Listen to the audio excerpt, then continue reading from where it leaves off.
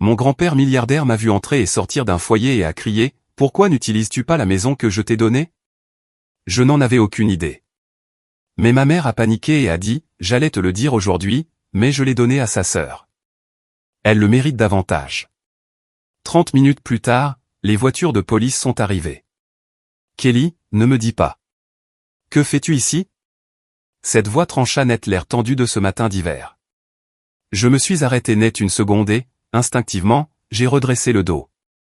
Je me sentais honteuse à l'idée d'être vue dans des vêtements aussi usés, mais je refusais de baisser la tête et de cacher mon visage.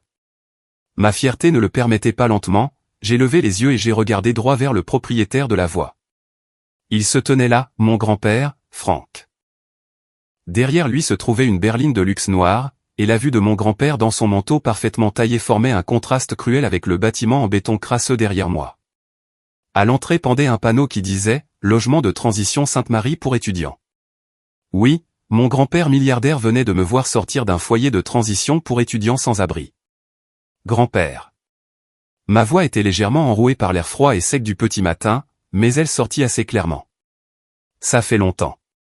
Réprimant mon agitation, je me forçai à le saluer calmement. Il me dévisagea de la tête aux pieds comme s'il voyait quelque chose d'incroyable. Un jean usé, un sweat à capuche bon marché superposé pour la chaleur, et dans ma main, un sac de sport contenant tout ce que je possédais.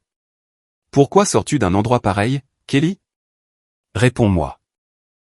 Sa voix tremblait, non pas de colère, mais d'un choc profond et de peur face à la réalité. Sa petite fille bien-aimée vivait dans un foyer de transition. Il y a des raisons, mais je vais bien. Je vais encore à l'école et je me débrouille tant bien que mal.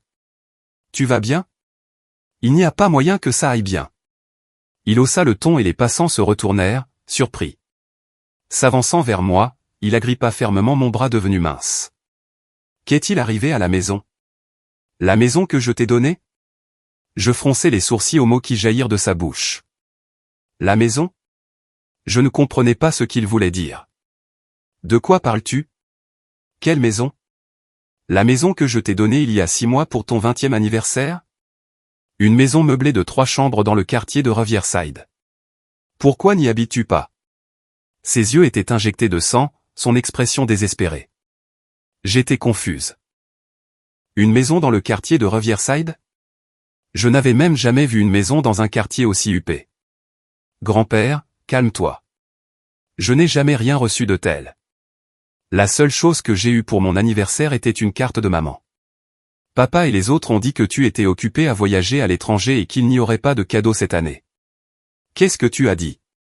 Ses mouvements se figèrent. Je pouvais sentir son agitation se durcir rapidement en quelque chose de froid et tranchant. C'était un visage que je connaissais bien. Le visage de Frank, l'homme de fer, qui avait autrefois été craint dans le monde des affaires. Tu n'as rien entendu. Pas de clé, pas d'acte de propriété. Pas une seule fois, même quand j'ai été pratiquement jeté hors de la maison. Personne n'a jamais mentionné quoi que ce soit de ce genre. Lentement, il relâcha mon bras et serra les dents du fond comme s'il avalait quelque chose d'amer. Au fond de ses yeux, des flammes de rage brûlaient férocement. Je vois. Grace et David. Il marmonna les noms d'une voix basse et grondante. Monte dans la voiture, Kelly. Nous devons parler. Mais j'ai un stage à l'hôpital ce matin. Je t'y emmènerai. Avant cela, tu as besoin d'un vrai repas et d'une explication. Il n'y avait aucune place pour le refus dans son ton. Je laissai échapper un soupir silencieux et acquiescé. Cela ne servait à rien de faire bonne figure. Et d'une certaine manière, je sentais que le mystère de cette maison manquante détenait la clé de ce qui avait fait dérailler ma vie. En montant dans la voiture chaude, la douceur du siège, quelque chose que je n'avais pas ressenti depuis longtemps, faillit briser le fil de tension étroitement tendu en moi. Raconte-moi tout. Comment tu as vécu ces derniers mois et ce qui est arrivé à cette maison ? Regardant toujours par la fenêtre, j'ouvris la bouche doucement. C'est une longue histoire, mais si tu es prêt à écouter. Et ainsi, je commençai à parler. Le sommeil était un luxe pour moi. À l'époque, mon sommeil moyen était de 3h30 par nuit. Si je parvenais à dormir 4 heures, cela semblait être un miracle, des vacances. Chaque matin, je me réveillais par pure tension avant que mon alarme de 4 heures du matin ne sonne. Je m'aspergeais le visage d'eau froide et regardais les cernes reflétées dans le miroir, me chuchotant à moi-même, juste un peu plus longtemps, encore 2 ans. En plus de mes études d'infirmière et de ma formation clinique, je cumulais 2 emplois à temps partiel. Du petit matin jusqu'au milieu de l'après-midi, j'endurais des rotations cliniques épuisantes à l'hôpital universitaire. Dans un état de tension constant, je courais partout pour vérifier les signes vitaux des patients, aider aux soins d'hygiène et rédiger des rapports jusqu'à ce que mes jambes semblent prêtes à lâcher. Le soir, je travaillais comme serveuse dans un restaurant près du campus. Et à partir de minuit, après la fermeture du restaurant, je nettoyais les sols de bureau pour une entreprise de nettoyage ouverte 24 heures sur 24. C'était aussi mon temps d'étude. Dans des immeubles de bureaux vides et silencieux, je poussais une serpillière tout en récitant des termes d'anatomie et de physiologie à voix basse. Pendant mes pauses de 15 minutes, je parcourais désespérément un carnet de vocabulaire sorti de ma poche. « Kelly, tu as encore l'air horrible. Pourquoi ne prends-tu pas un peu de repos ?» Le gérant du restaurant disait cela par inquiétude, mais tout ce que je pouvais faire était de secouer la tête. « Je vais bien. Je dois gagner mon loyer et payer mes manuels scolaires. » C'était la vérité. Je n'avais nulle part où aller. La seule grâce salvatrice était que mon grand-père, Franck, payait directement mes frais de scolarité universitaire. Cela vaut la peine d'investir dans quiconque veut vraiment apprendre. C'était sa politique. Sans lui, j'aurais abandonné l'université depuis longtemps. Lorsque je me traînais jusqu'à la maison de mes parents après 2 heures du matin, épuisé au-delà des mots, les lumières du salon étaient toujours allumées. La télévision hurlait, mêlée à des éclats de rire. Là, affalée sur le canapé, se trouvaient ma sœur sans emploi Ashley et son mari, Chris, entourés de boîtes de pizza vides et de canettes de bière. « Oh, tu es rentré, Kelly. Tu es en retard, » dit Ashley sans quitter la télévision des yeux. « Et, pourrais-tu courir au magasin et prendre de la glace ? Vanille. Je viens juste de rentrer. Vas-y toi-même. » Nous sommes fatigués. Fatigués de rester allongés à la maison toute la journée. Mes parents étaient encore pires. Ils prenaient les $500 que je payais chaque mois pour les dépenses du ménage comme si c'était leur droit naturel. « Kelly, as-tu déjà payé ce mois-ci ? La facture d'électricité a augmenté, alors à partir du mois prochain, fais en 6 cents. Maman, mes salaires à temps partiel sont déjà à leur limite. Pourquoi ne demandes-tu pas à Ashley et Chris de contribuer aussi ? » Dès que je protestais, le visage de ma mère se durcit. Ashley a la vie dure. Elle a 2 jeunes enfants. Tu es célibataire et insouciante, n'est-ce pas ? Nous sommes une famille. C'est tout à fait naturel de se soutenir mutuellement. Le mot « insouciante » me poignarda la poitrine comme un couteau aiguisé. Quelle partie de ma vie était insouciante ? Chaque jour ressemblait à une marche sur une corde raide. Si j'attrapais un rhume et manquais le travail, je risquais de perdre mon argent pour la nourriture du mois suivant. Pourtant, j'endurais. Un jour, une fois que j'aurais obtenu ma licence et serais devenue infirmière diplômée, je pourrais quitter cette maison et vivre seule. Cet espoir seul me faisait tenir. Un soir, au moment où j'ouvris la porte d'entrée, le riche arôme de rôti de bœuf et de vin rouge emplit mon nez. Mon estomac gargouilla bruyamment contre ma volonté. Le déjeuner ce jour-là n'avait été rien de plus qu'une simple boisson gélifiée avalée en déplacement. J'étais étourdi par la faim et l'épuisement, mais je ne savais que trop bien que ce festin n'était pas pour moi.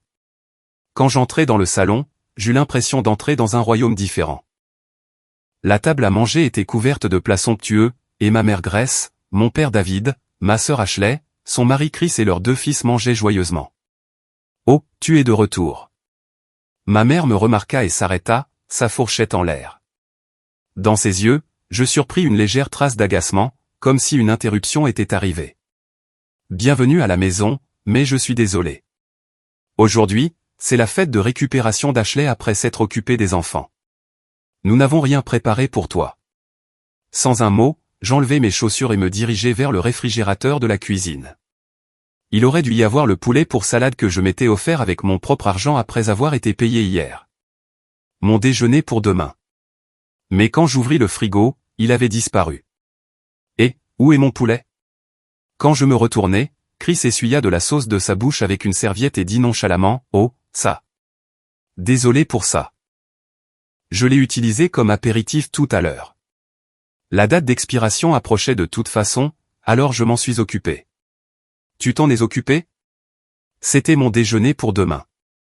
Je l'ai acheté avec mon propre argent. Ne sois pas si difficile, Kelly, intervint Ashley en faisant tourner son verre de vin. Ce n'est que quelques dollars. Pourquoi s'énerver autant? Chris est très stressé par sa recherche d'emploi en ce moment. Si tu es de la famille, ne devrais-tu pas vouloir aider ton beau-frère à se nourrir?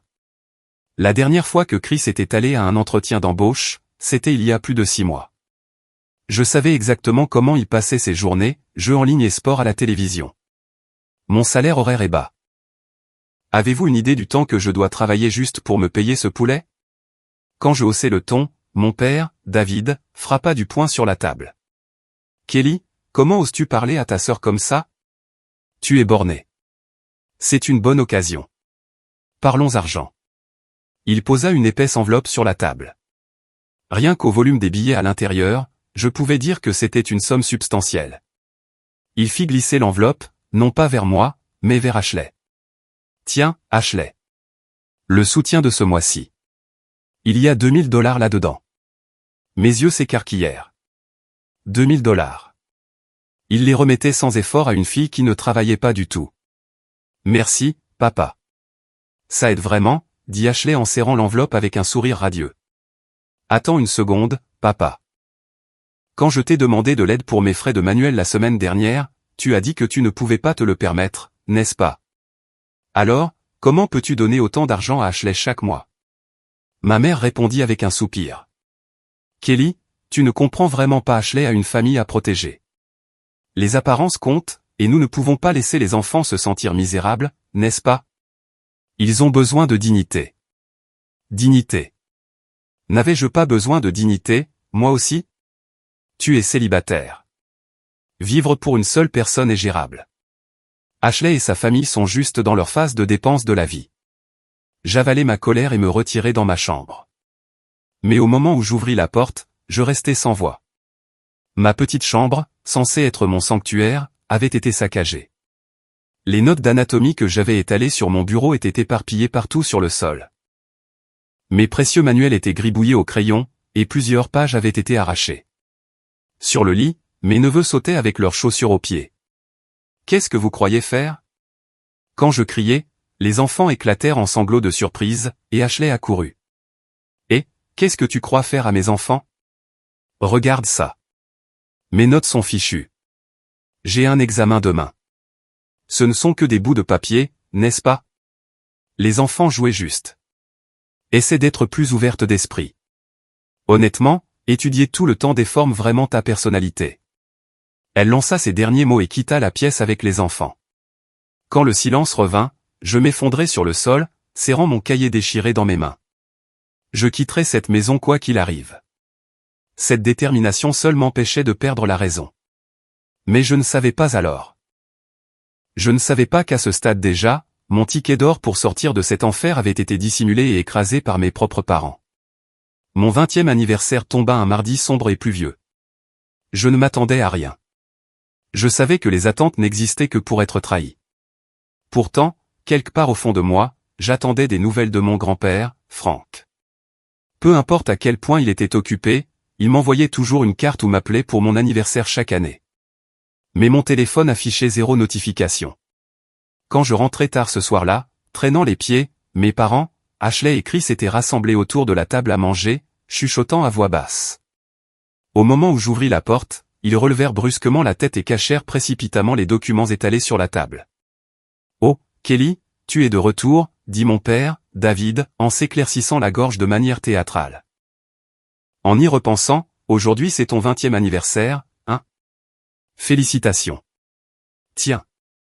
Ma mère, Grace, me lança nonchalamment une enveloppe contenant $20 en carte cadeau. Merci. Est-ce que papy vous a contacté? L'air dans la pièce devint instantanément tendu. Mes parents échangèrent un bref regard. Oh, à ce sujet. Ton grand-père a appelé. Il est en Amérique du Sud en ce moment, en train de monter une nouvelle entreprise quelque part sans même une bonne réception. Il a dit de te transmettre ses amitiés, mais qu'il n'a ni le temps ni les moyens d'envoyer un cadeau. Je vois. S'il est occupé, on n'y peut rien. Son explication semblait raisonnable, mais mon instinct me disait que quelque chose clochait. Mon grand-père n'était pas ce genre de personne. Juste à ce moment-là, Ashley laissa échapper un sourire qu'elle ne put manifestement pas réprimer. Dans sa main, j'aperçus le bord d'une brochure glacée qu'elle n'avait pas réussi à cacher à temps. « Eh, maman! Tu ne trouves pas que cette cuisine avec îlot central est incroyable? Tu pourrais cuisiner tout en gardant un œil sur les enfants. C'est vraiment merveilleux. Et le salon est si spacieux. On dirait qu'il reçoit beaucoup de lumière du soleil aussi. Vous déménagez? » Ashley me regarda avec un sourire triomphant. « Oui, nous avons enfin trouvé une maison digne de nous. » « Oh, est-ce que Chris a trouvé un travail? » « Et, surveille tes paroles, » claqua Chris, bière à la main.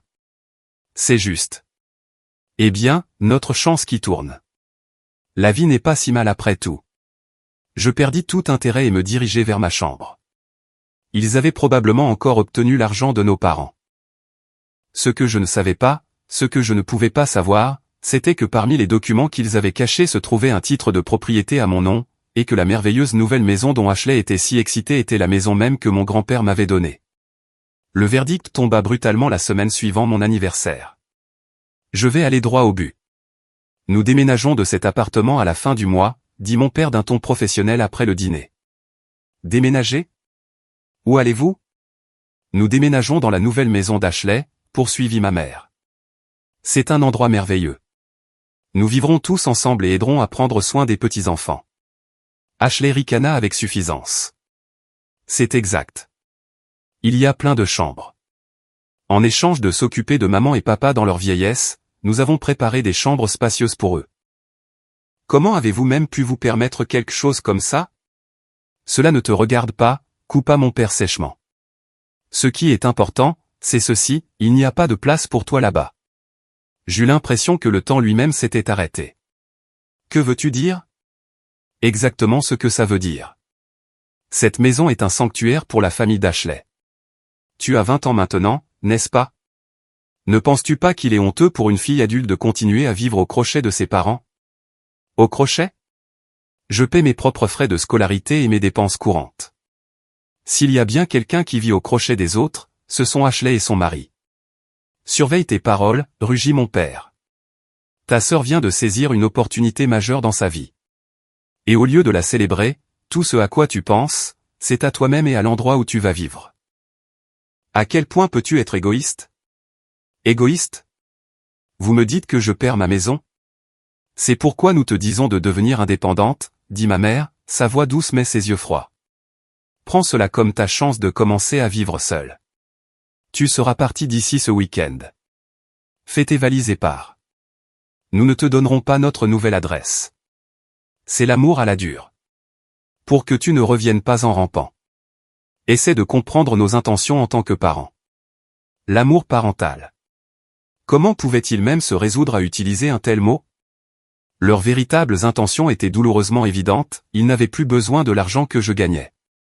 Ce week-end-là, je quittai l'appartement avec 2 valises remplies de tout ce que je possédais et un seul sac à dos. Ma famille avait déjà déménagé ses affaires et était partie sans moi. N'ayant nulle part où aller, j'ai fini par atterrir dans un foyer de transition pour étudiants à la périphérie de la ville. Les nuits là-bas n'étaient jamais calmes. Des tours résonnaient de toutes parts. Des gémissements de personnes piégées dans des cauchemars. L'odeur de l'eau de Javel mélangée à la moisissure flottait dans l'air. J'étais obligé de fournir un échantillon d'urine avec la porte des toilettes ouverte juste devant un superviseur. Je me mordais la lèvre jusqu'au sang, retenant mes larmes en obtempérant. J'étais une future professionnelle de la santé. Je n'avais jamais touché à la drogue, et pourtant, dans cet endroit, je n'étais rien de plus qu'un numéro sous surveillance. La nuit, je dormais en serrant mon sac à dos contre ma poitrine comme un bébé. À l'intérieur se trouvaient mes coûteux manuels de médecine et le peu d'argent qu'il me restait. Même les chaussures étaient volées là-bas, alors j'attachais les lacets de mes baskets autour de mes poignets avant de ramper dans mon lit.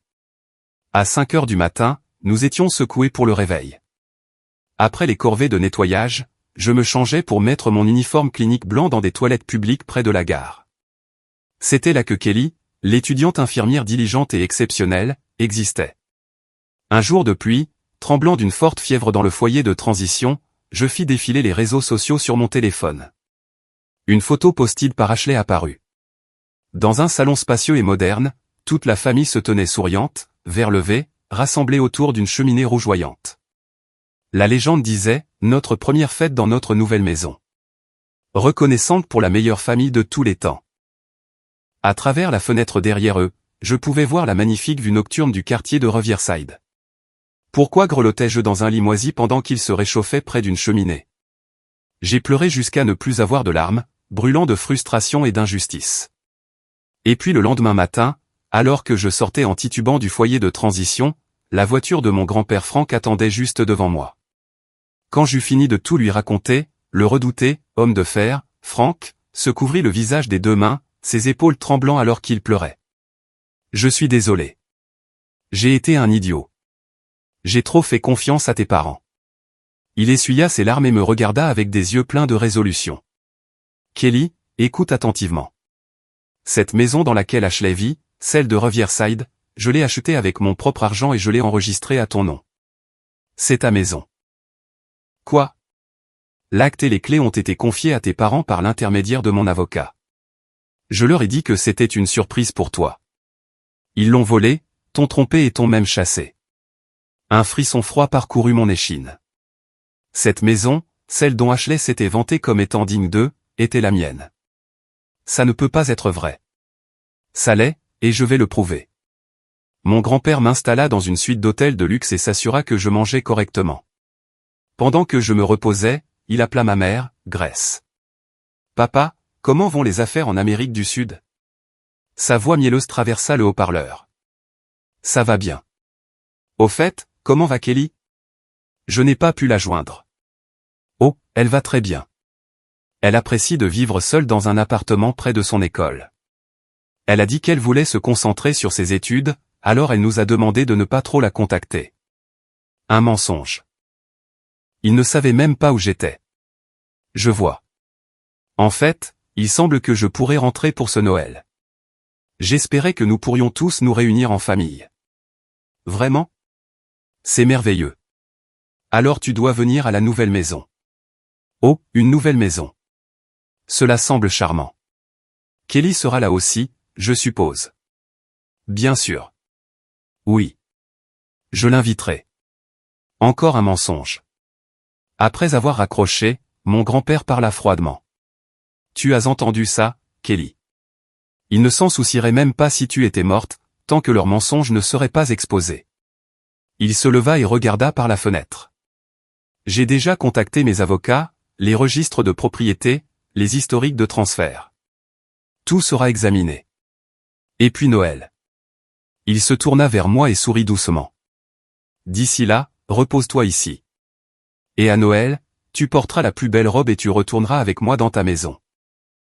Le soir du réveillon de Noël, je portais une robe en velours cramoisi profond que mon grand-père avait choisie pour moi.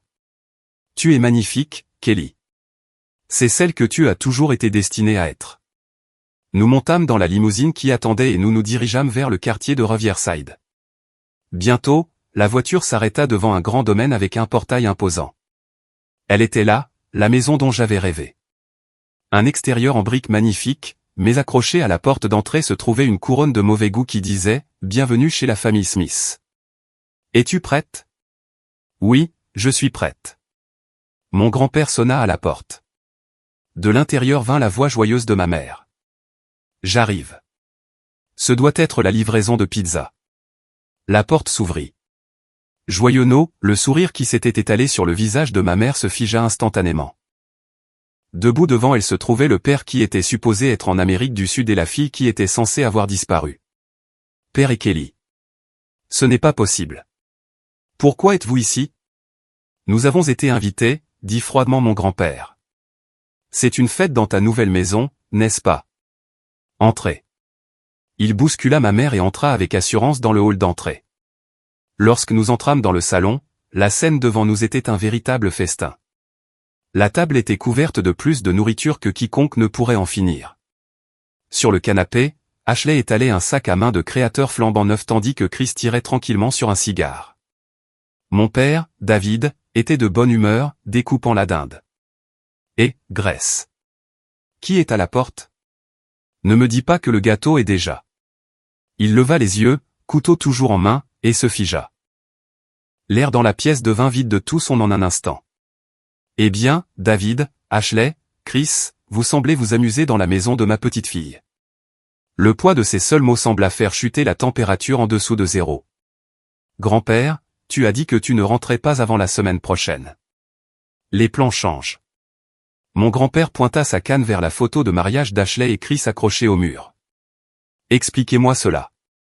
Pourquoi vivez-vous dans la maison que j'ai donnée à Kelly? Et pourquoi Kelly a-t-elle été forcée de dormir dans un logement de transition pour étudiants sans abri? Sans abri, râla mon père en me fixant dans ma robe. De quoi parles-tu? Kelly vivait dans un appartement. Silence. Le cri de mon grand-père claqua comme le tonnerre. Je ne suis pas ici pour des excuses. Nous réglons tout ici et maintenant. La police et les avocats sont déjà en route. Ce n'est pas une réunion de famille. C'est un procès. La police. Au loin, le son des sirènes commença à s'intensifier. Papa, attends. C'est un malentendu. Nous allions lui dire aujourd'hui. Nous avons donné la maison à Ashley. Elle a une famille. Elle le mérite davantage, hurla ma mère, essayant d'attraper le bras de mon grand-père, mais mon grand-père repoussa sa main. Il n'y a pas de malentendu. Ce que vous avez fait à Kelly est un crime. Détournement de fonds, faux et usage de faux documents privés, fraude. À ces mots, Ashley, tremblante, intervint. Mais grand-père, Kelly est célibataire. Elle ne peut pas gérer une si grande maison seule. J'ai des enfants. Ne serait-il pas plus raisonnable que toute la famille l'utilise? Kelly comprendrait, n'est-ce pas? Pas vrai, Kelly? Elle me regarda désespérément, ses yeux suppliants, s'il te plaît, joue le jeu. Je secouai lentement la tête. Non, Ashley, je n'ai jamais accepté quoi que ce soit. On ne m'a même pas dit que cette maison existait. Vous avez caché les documents, vous m'avez menti, et ensuite vous m'avez jeté dehors. C'était pour encourager ton indépendance, commença mon père, mais avant qu'il ne puisse finir, 3 officiers de police et un avocat entrèrent. Monsieur Frank Smith, nous sommes ici suite à votre signalement. Non. Allez-vous nous arrêter, cria Ashley. Nous ne procédons pas à des arrestations pour le moment, dit l'avocat calmement. Cependant, cette propriété appartient à mademoiselle Kelly Smith. Vous n'avez aucun droit légal de résider ici. Cela constitue une occupation illégale et vous êtes tenu de vider les lieux immédiatement. Immédiatement? Maintenant, cria Chris. Il neige dehors. Nous avons des enfants. Où sommes-nous censés aller? Cela ne me regarde pas, cracha mon grand-père. Vous êtes-vous inquiété de savoir où irait Kelly quand elle tremblait seule au cœur de l'hiver, vivant dans un logement de transition? Kelly a passé 5 mois en enfer. Vous allez maintenant passer bien plus longtemps à affronter les conséquences de votre propre stupidité. S'il te plaît, pardonne-nous. Ma mère s'effondra sur le sol. Si le soutien mensuel s'arrête, nous ne pourrons pas survivre. Un soutien qui s'arrête aujourd'hui. J'ai donné instruction à ma société de gestion de patrimoine d'arrêter définitivement tout virement vers vous. J'ai aussi révisé mon testament. Vous ne recevrez pas un seul centime. Non, c'est impossible. 72 heures, annonça un officier de police. Vous avez 72 heures pour rassembler vos effets personnels et partir. Une procédure d'expulsion formelle suivra. Ce qui suivit fut le chaos pur. Ashley courait partout en serrant ses sacs à main. Chris essayait d'emporter des bouteilles d'alcool coûteuses et fut arrêté par la police. Mes parents se hurlaient dessus, se rejetant la faute l'un sur l'autre. C'était le vrai visage de la famille par laquelle j'avais autrefois désiré être aimé. Ils n'étaient rien de plus que des parasites liés par l'argent de mon grand-père et mon sacrifice. Enfin, mon grand-père rendit son jugement final. Ne vous approchez plus jamais de Kelly. Si vous tentez de la contacter, je m'assurerai personnellement que vous passiez le reste de vos jours en prison. La lourde porte d'entrée claqua. Le son fut profond, définitif et étrangement rafraîchissant. Il marquait la fin de mon passé. C'est fini, Kelly, dit mon grand-père en m'attirant doucement dans son étreinte. C'est ta vraie maison. J'enfouis mon visage dans la poitrine de mon grand-père, des larmes coulant sur mon visage. Ce n'étaient pas des larmes de chagrin. C'étaient des larmes de renaissance. 6 mois ont passé après ce bouleversement, et le printemps est arrivé. Ma maison est maintenant enveloppée d'une douce lumière du soleil. Le salon, autrefois encombré et criard des désirs incontrôlés de ma famille, a rené comme un espace simple et calme. Quant à ce qu'ils sont devenus par la suite, voici ce que j'ai entendu dire par la bande. Mes parents ont fini par divorcer après s'être entredéchirés par des disputes constantes. Mon père, David, incapable de trouver un travail stable à cause de son âge, survit grâce à un emploi à temps partiel dans la régulation de la circulation. Ma mère, Grace, après avoir fait le tour de ses amis pour mendier de l'argent, a été abandonnée par tous et vit maintenant dans un vieux logement social. Et ma sœur Ashley et son mari Chris? Pour la première fois de leur vie, ils font face à la réalité de transpirer pour survivre. Ironiquement, le travail avec lequel Chris a fini est celui de nettoyeur de nuit dans la même entreprise de nettoyage où je travaillais autrefois. Ashley, pendant ce temps, fait frire des pommes de terre dans la cuisine graisseuse d'un fast-food. Ils se plaignent de maux de dos et de bas salaires, apparemment. Mais ce sont exactement les épreuves que j'ai autrefois endurées en silence. Quelquefois, des lettres et des appels manqués sont arrivés de leur part. Nous sommes désolés. Ne veux-tu pas voir tes parents? Et enfin, s'il te plaît, aide-nous financièrement. J'ai passé chaque lettre au destructeur de documents et bloqué chaque numéro sans hésitation. Est-ce que cela semble cruel? Non. C'est un mur nécessaire que j'ai construit pour protéger ma dignité. J'ai maintenant atteint en toute sécurité ma dernière année d'école d'infirmière. Mon grand-père, Frank, vient souvent me rendre visite le week-end, et nous passons du temps à entretenir le jardin ensemble. Tu es devenue forte, Kelly, dit-il en souriant doucement. Grâce à cette expérience, j'ai tiré une leçon inestimable. La gentillesse sans limite n'est pas une vertu. C'est une faiblesse, une brèche que les personnes malveillantes peuvent exploiter. Le véritable amour ne signifie pas accepter chaque demande déraisonnable. Avoir le courage de dire non et se respecter mutuellement en tant qu'individus indépendants, c'est ce qui fait une relation saine. Aujourd'hui, je vis sans être exploité, sans lire l'humeur de qui que ce soit d'autre, dirigeant ma vie par ma propre volonté. Ma vraie vie ne fait que commencer.